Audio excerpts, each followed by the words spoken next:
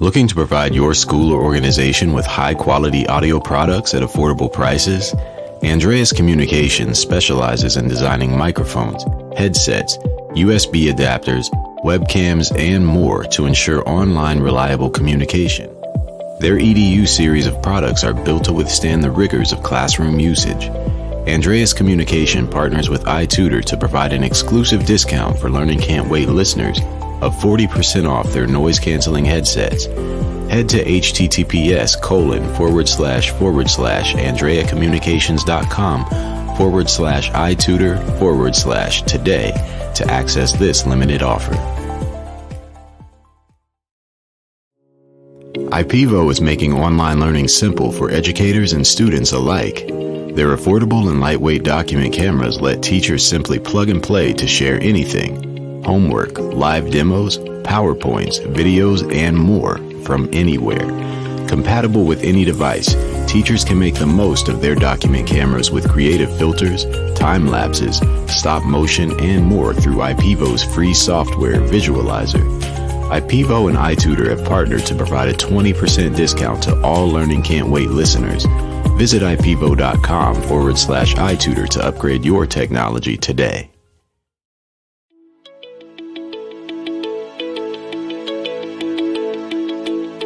Welcome to the Learning Can't Wait podcast, an iTutor production. At iTutor, our vision is to ensure every child has access to education, regardless of circumstance. Each episode, we will be joined by pathfinders within and around the education space, who are bringing about transformational change on behalf of deserving students. I am your host, Haley Spierbauer. Welcome back, everybody, to today's episode of the Learning Can't Wait podcast. I'm your host, Haley Spierbauer, and joining me today, we have J.W. Marshall, the VP of Marketing at Summit K-12, an EdTech thought leader and a fellow podcast host. J.W., welcome. Haley, it is so wonderful to be here with you today. You know, when I think about people in this space who are speaking often and openly and communicating what they think the future of education needs to be and what challenges are before us, your name is very high up on that list. Well, thank you. And I lose track of how many shows I'm hosting now, but I just feel like these topics cannot be talked about enough with enough different voices and different people. And the conversations are constantly evolving, which keeps it really, interesting for us as podcast hosts, because there's no shortage of things to talk about.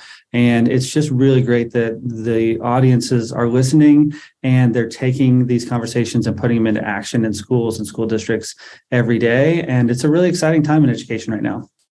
I'm glad you didn't name an exact number of podcasts that you host, because by the time this goes live, there could just very well be one more, and then the information will be out of date. And we might be doing one together. Who knows? Yeah. It's crossed my mind before. It's crossed my mind. Well, JW, I think it'd be really cool. All of my guests, I ask them this opening question because, as you know, I'm obsessed with how I built this. Yep. And so the opening question I ask is, how did you come to be the professional and personal version of yourself? So how did we get to this place where you are this prolific podcast host, you're leading efforts to advance issues in education? How did we get here? That's a great question. I love that you open with something. I do something similar on my show. Who are you and what do you love about what you do? Just to have, you never know where the conversation will go when you start with a thought-provoking question like that. So how did I get here? My mother was a teacher for 40 plus years. And that's really what gave me the passion for education. And so as I graduated from college in the late 90s, I was a business major, but I was looking to go into higher ed. And she said, go work in the real world for 1 year. And if you hate it, you can always come back to education. That'll be your calling.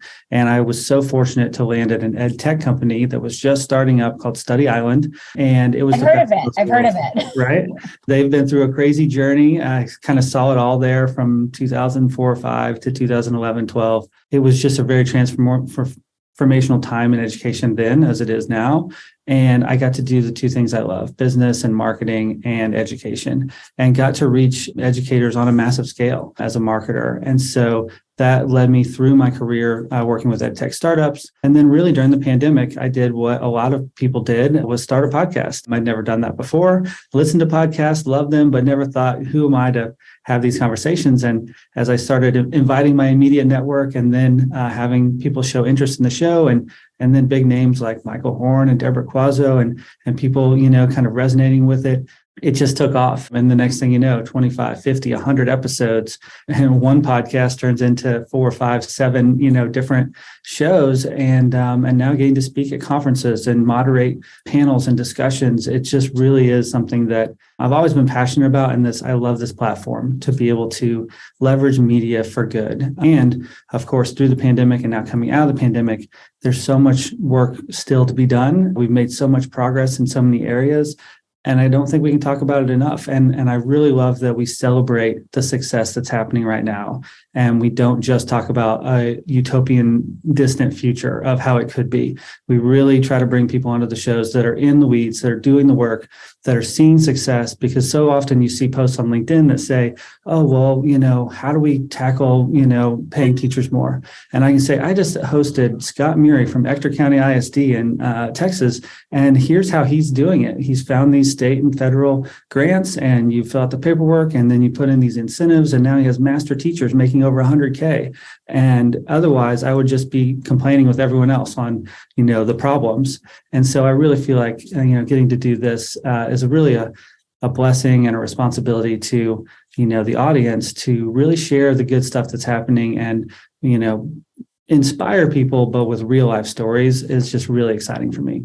I took from that a lot, especially this line you said, leveraging media for good. And, obviously media and education topics, they go through their flavor of the week or the month, and there's things that are important, but there are foundational pieces that are ever present in podcasting, media, marketing.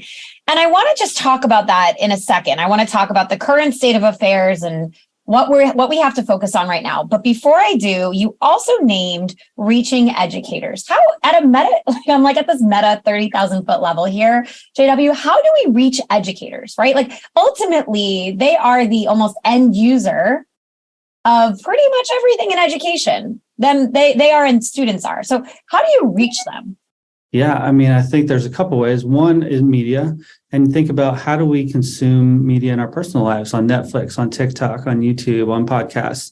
We have to reach them in different ways. It's not just ed tech companies sending out mass emails anymore and expecting anyone to read them or care. Not building a great website and hoping people come to it when it's very static and all about us, the ed tech company. So I think it is what I've found the most successful is providing a platform for the educators, administrators, and thought leaders to share their stories and to share their thoughts with each other, and almost to get out of the way. So I'm a VP marketing at Summit K-12. None of my shows ever talk about Summit K-12, even the ones that we sponsor. We never talk about ourselves. We never talk about our products. We just want to be associated with the solutions that others are bringing to the table.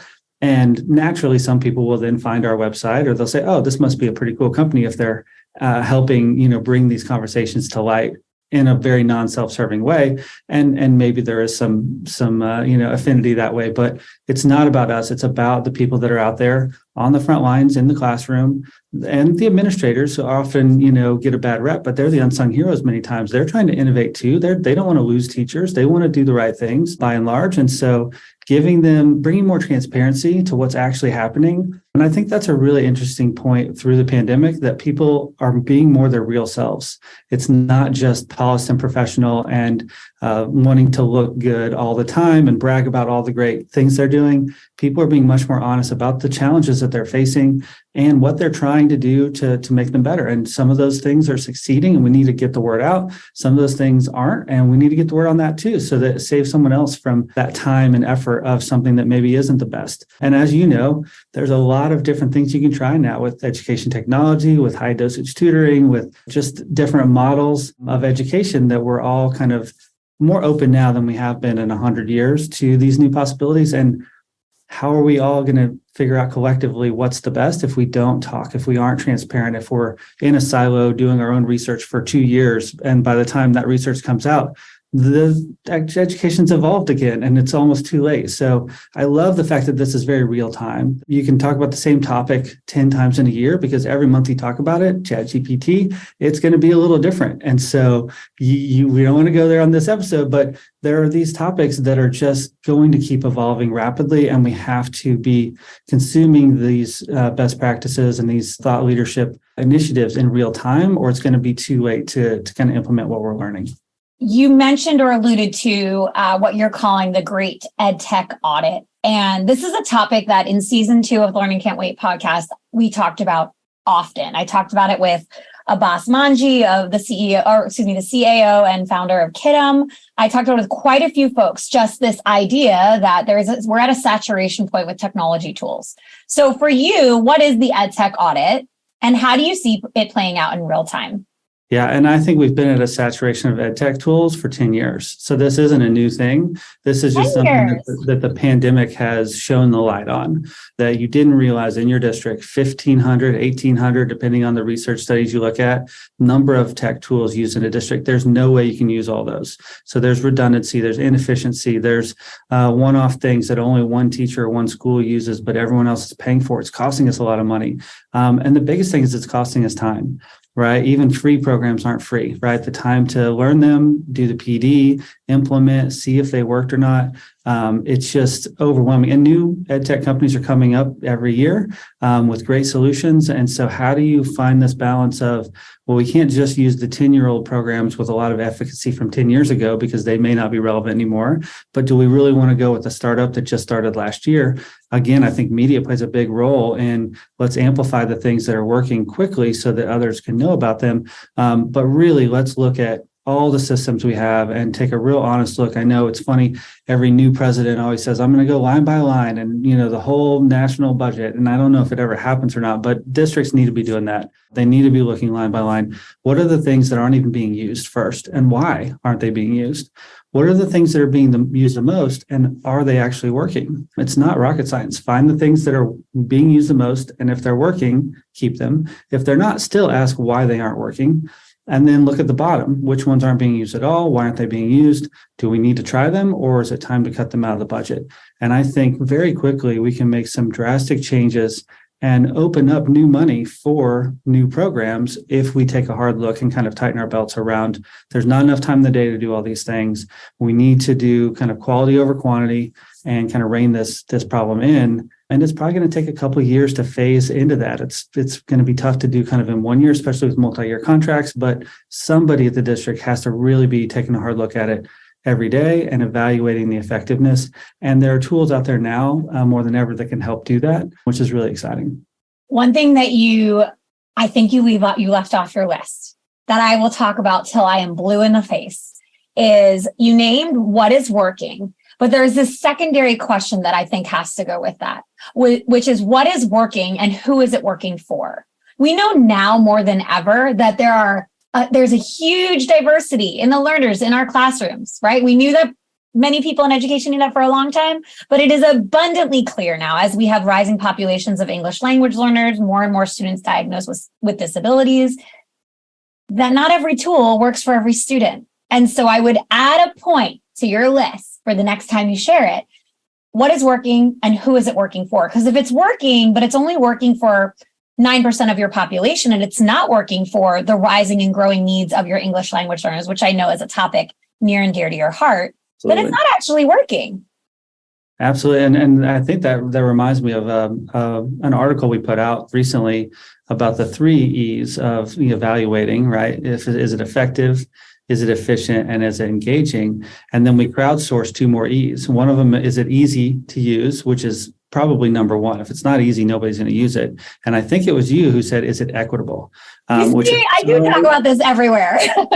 so important, that it's equitable. That's not just working for some, it's working for all. And we are in a point now, if you got 1,800 programs, you can, a lot of those, a fair number will be equitable. And if they're not going to be the best programs for you. So there's enough programs out there that are really high quality.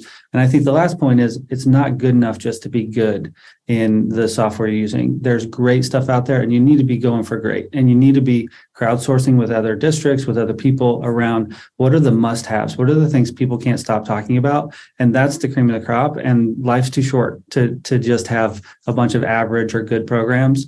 And technologies, you need to have the best of the best, and you need to continually evaluate the 5E model now: efficient, effective, easy to use, engaging, and equitable. And if you do that, I think you can really, really make a big, dynamic, sustainable change in your district. So what you're naming here applies from the perspective of a school leader. And I think there's almost a call to action as a subtext to what you're sharing that applies just as importantly to the product builders, right? The folks on the ed tech side of the house. So how do you apply that message, or can you apply that message that you're sharing when they have to cull tools? School leaders have to cull tools. But what is the call to action for our product leaders or the people building new ed tech tools on the daily? Yeah, and they need to know that good isn't good enough either, that it's, oh, I got this idea and let's make something pretty good. There are companies out there, a lot of them in ed tech, that are striving for greatness, that are pulling out all the stops, that are getting that extra investment to make everything as good as it can be. Now, at the same time, I will say it doesn't have to be extraordinary out of the box on day one. And so this kind of goes both ways with those district administrators evaluating companies and the companies themselves. Is you have to be a company that's passionate about what you're doing and that is continuously iterating and evolving as well. And so I think when you're looking at companies, where were they a year ago, 2 years ago, 5 years ago? Are they doing the same exact thing they were doing before, or are they constantly innovating? Because we're in this world now where things are moving fast. We're going to talk about acceleration, and that's a big buzzword for 2023. How do we accelerate learning? How do we accelerate product growth? How do we accelerate the feedback loops from customers to ed tech companies to continually invest in each other? And this true partnership model versus the old school vendor model of, we made the books, we have the experts, the doctorates, and here it is. Good luck. We'll see you in 8 years for the next textbook adoption, right? Those days are long gone, or should be. And now it is this true interactive partnership. And a company that may have done really well 4 or 5 years ago, if they haven't kept up and kept focused, that may not be your best solution anymore. And it may be time to make a change. And so it's exciting because the end product is getting better and better every day. But it's also a little daunting to think, wow, I can't just set it and forget it. I've used this program for the last 5 years. Why wouldn't I use it for 5 more? You got to stay on top of it, every year. Well said. Well said. Yeah, the feedback loop is one that I think is of particular importance in all of this too. Like you named at the very beginning about reaching educators and having part of building good products that work for students involves educators being a broad term, administrators, school leaders, superintendents, all the way up, and teachers, paraprofessionals, the folks that are closest to children on a daily basis. So thank you for naming that. Let's talk about acceleration, right? What is your hope right now for the way that schools are using this technology that exists in their hands or that they have access to accelerate learning for students? Well, and my hope for education technology, which is my area of expertise, is that we have finally dispelled all the myths around technology replacing teachers. It was never true. And now during the pandemic, we were forced into a lot of technologies. None of them tried to replace teaching. Technology is there to enhance teaching and enhance learning. So it needs to be enhancing learning for the students. We need more personalized learning, differentiated learning. Things we've talked about in ed tech for 20 years are actually happening now. Some of that is AI, based in a good way. So we have to look at the learner, but then we really have to also look at equally the educator. Is this easy for them to use and pick up on? Is it exactly what they need just in time? Not generic content that they have to sort through and, make what they need it. It needs to be exactly what they need. And that comes in that partnership with EdTech and with educators, and look at education companies that hire teachers, that hire retired teachers, that hire educators at different levels, because they're going to speak your language. They're going to know what you need, and they're going to know how to connect with those in the classroom now and moving forward to keep those feedback loops going. So always look for education companies that are speaking your language because they have education, former educators on their teams, or even current educators that are doing, consulting with them, or part-time contracting or question writing or whatever it may be, tutoring. It really is kind of these blurred lines of collaboration now, which is going to be the best results for the products, for the educators, and for the students. I cannot stop thinking about this topic of the research to practice gap, right? Like what happens when you implement a tool? So I think a lot about that right now as it relates to accelerated learning and where sometimes it goes sideways. Have you heard people talking about this recently, or is it just something that's like living rent-free in my brain?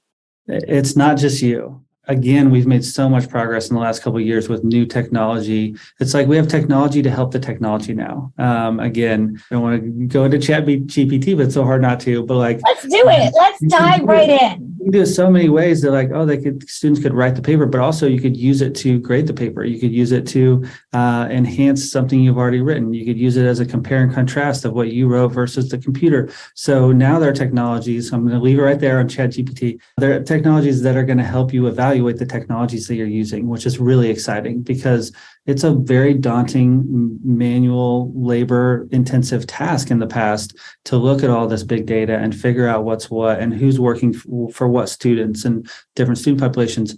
Now we've got the software that can tell us in real time, not just once a quarter, once a year, did it work or not? In real time, you can learn from these dashboards of data in your classroom and as a school and a school district to know. And you can make, the exciting thing is you can make the pivots in real time, right? With an individual student in their learning plan, or with a campus, or with a district. If you're doing it right, you can see things unfolding in real time, and you can not run off the cliff, right? You can make those pivots right away. And that's new for educators, for administrators to have this power and this visibility. And it's going to take a while to get used to, okay, we don't want to necessarily pivot every day in a different way. Like how much time is enough time to evaluate effectiveness?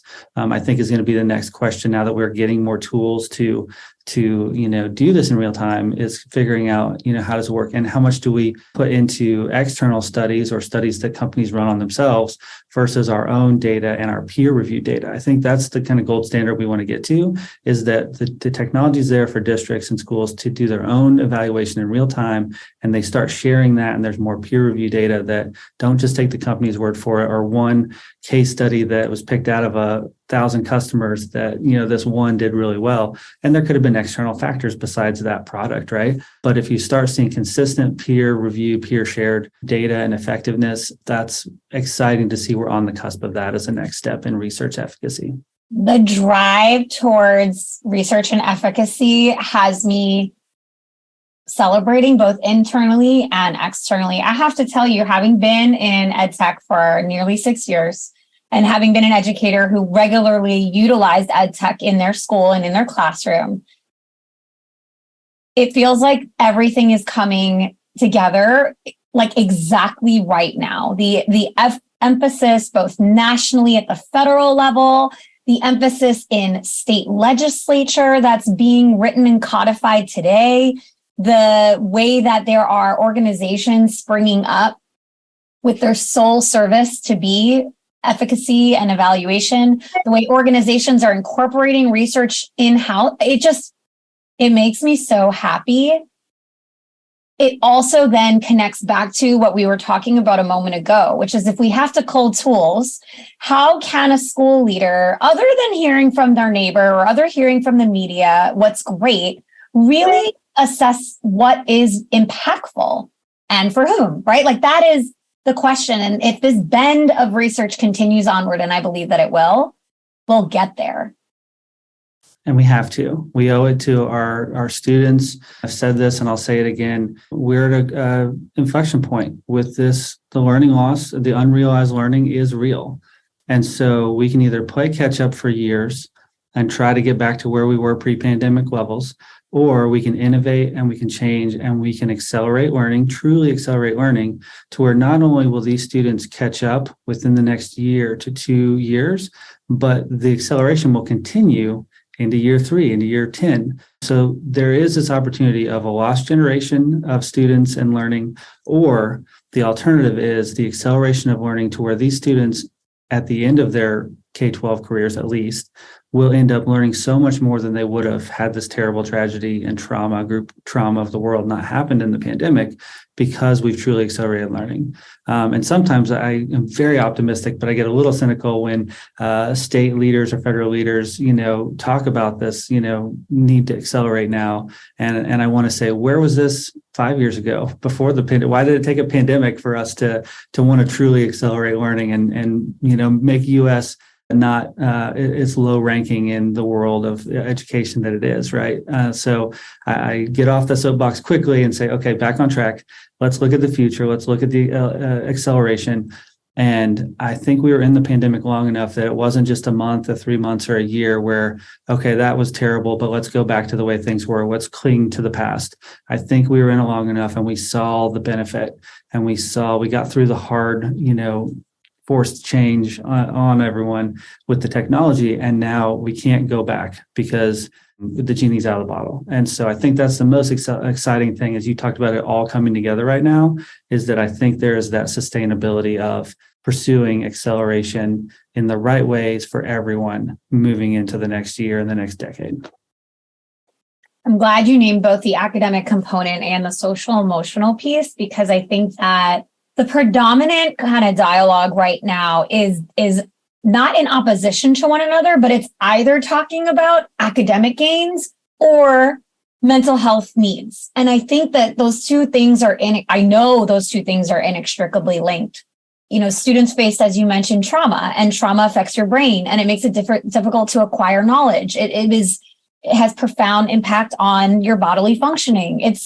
The trauma was for students and for teachers and school leaders and families. So collective trauma, as you described earlier. I'm glad you named both of them. And we really don't have time to waste. Every day we are not really actively attending to these issues are another day of learning lost, not learning lost, but learning lost for students. Well, and then it's also exciting, the role of technology as the enhancement is it does, done right, make us more efficient with our time, which is our most valuable resource in education. Absolutely. Whether it's in person or virtual, it's time. And that can give teachers time back in their day to connect relationally with students, to make sure that those SEL needs are met, while the technology is helping to enhance the academic enrichment, the differentiation, the identifying where the students are strong or weak, so that teachers can then spend more time in small group and one-on-one instruction, so that we can free up time in the school day for high dosage tutoring. It all kind of plays together, as you were saying, that, the technology not only can help the students learn at a faster rate, which is very important, but it can give time back in the day, back to the educators that are, for so many years and decades, we're just adding more responsibilities and more tasks and more on educators. And that's why we see the burnout and the teacher shortage.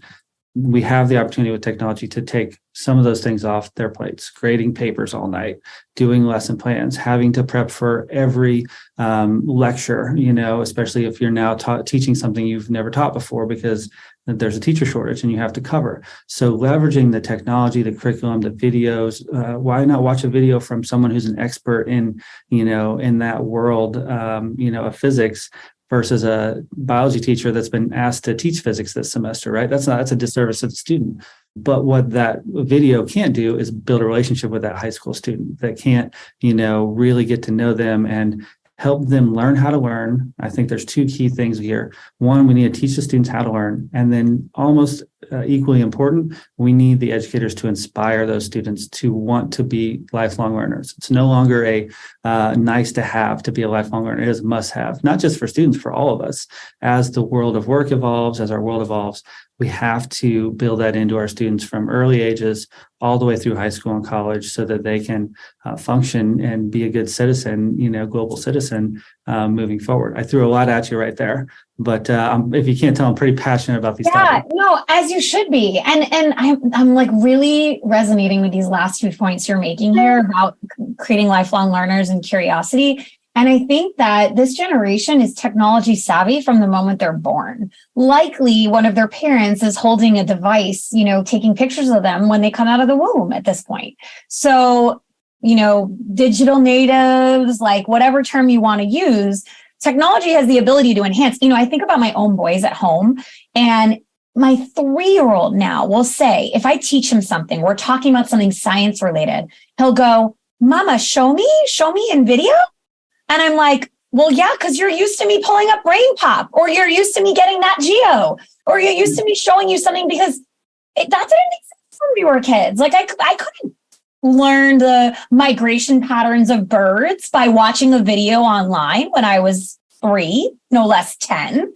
But he can, and he knows that it will click more and it will make more sense. And then my older one will be like, "Mom, we got to take the quiz to see if we understand it." And it's like, wow. My 6-year-old knows about formative assessment. Like, that is so cool. And they want to do it. Yes. They're excited about it. Yes. And I will name, I have a little bias towards Brain Pop. That was the first ed tech tool that I distinctly recall introducing in my classroom as a teacher. I remember being on a focus group because it was relatively new out in the world. And now there's, so many other players in the space that have that same level of UX design, a high interest, really engaging. But that one was the first I remember seeing. Do you remember your first tool that really sticks out to you? Oregon Trail obviously is my generation. So that was one that, it's funny, people in my age group, I forget what the exact year bandwidth is, are called the Oregon Trail generation. We weren't digital natives, but we learned it in middle school or high school and became tech savvy at a still relatively formative age. It wasn't post, high school or post college, where it becomes harder to learn new things with technology. And so we're kind of the generation that bridges the gap between the old and the new, the non-digital and the digital. But it reminds me of, I forget what year it was, but it was the first year that the digital native was official, right? The technology was there when this person was born.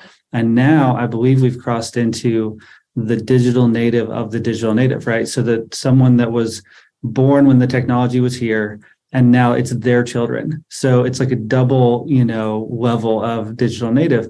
And I think it's exciting because I think in this younger generation, we're also seeing a more natural responsibility with technology than maybe some of us in the Oregon Trail generation or younger, where we've gone off the rails a little bit with social media and some of these things. And now I think we're finally, and I pray for my kids who are 3, 5, and 5, that this trend continues over the coming years, that they're not hung up on watching what other people do on social media, that they're actually naturally leveraging technology for good and naturally putting the phone down or the technology down more often than those in certain generations that have been a little hooked by their own choosing, and some by some really unbelievable algorithms and mass marketing. But it's exciting because we talk about digital citizens, we talk about digital responsibility, media literacy, that these are really important things that we need to be teaching now.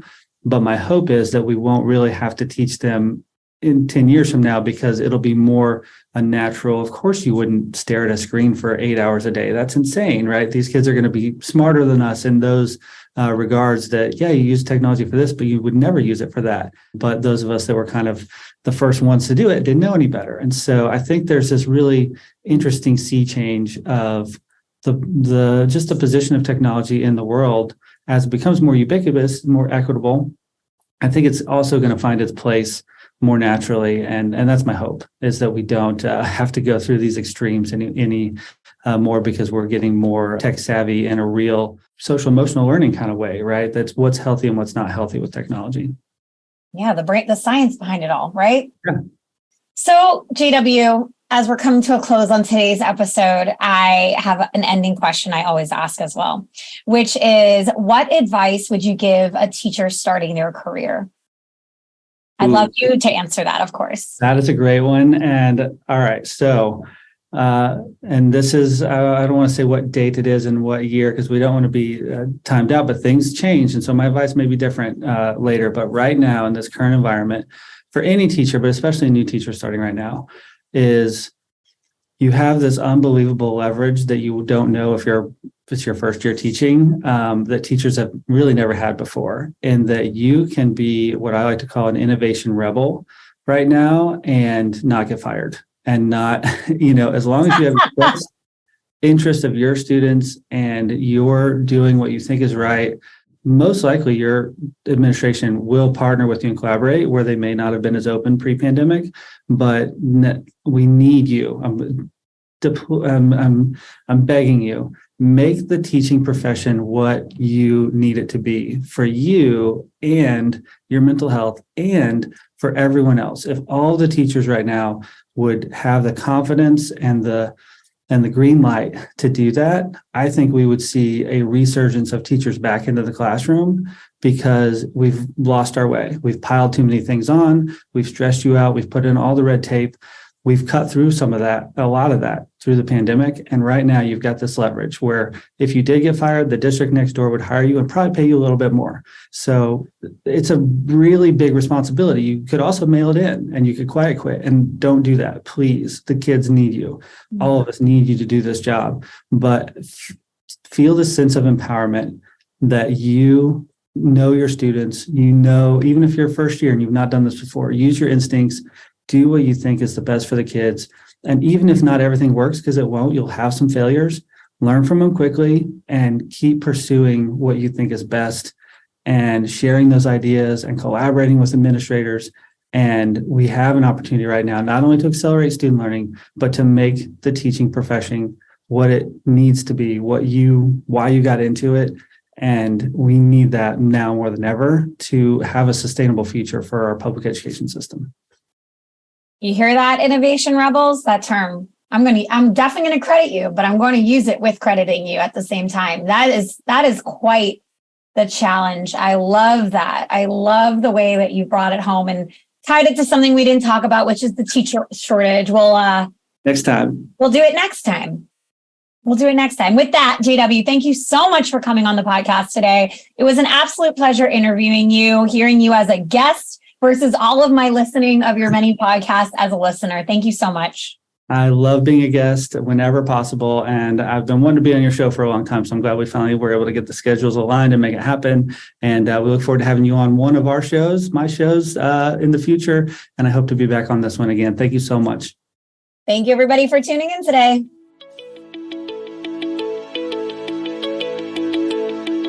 Thanks for listening to the Learning Can't Wait podcast.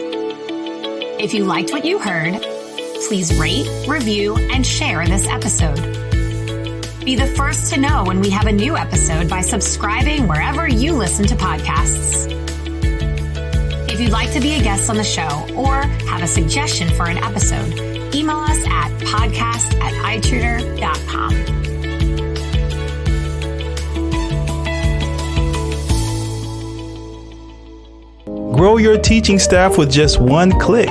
iTutor partners with state licensed teachers from across the U.S. to help schools provide additional instruction to students. Whether you need them part-time or full-time, our educators are standing by to get you started right away. Head to itutor.com to learn more.